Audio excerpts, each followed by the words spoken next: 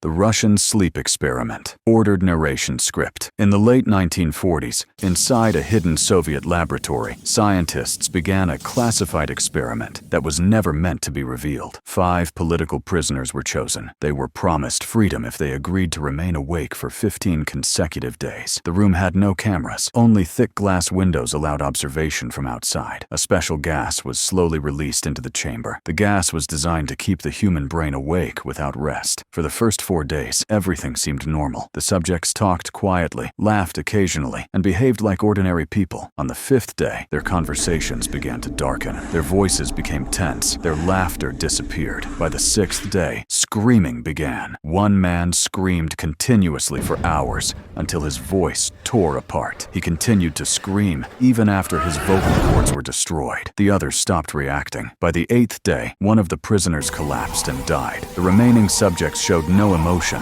They began to tear pieces of flesh from their own bodies, not from pain, but as if pain no longer existed. On the 10th day, silence filled the chamber. No movement, no sound. The scientists feared they were all dead. Through the intercom, they spoke. "We will open the chamber. Confirm that you are alive." A weak voice replied from inside. "We no longer want to be freed." The chamber was opened. Only 4 subjects remained alive. Their bodies were destroyed, bones exposed, organs visible. They were breathing, but they were no longer human. When doctors tried to sedate them, their hearts stopped instantly. Sleep was killing them. One by one, they died as soon as they lost consciousness. Only one subject remained, barely alive, his body unable to survive much longer. A doctor asked what they had become. The dying man looked up and whispered, "We are you. We are what awakens when you close your eyes." Moments later, he died. The lights in the laboratory were turned off. The experiment was buried. But the question remained, what happens when the human mind is never allowed to sleep?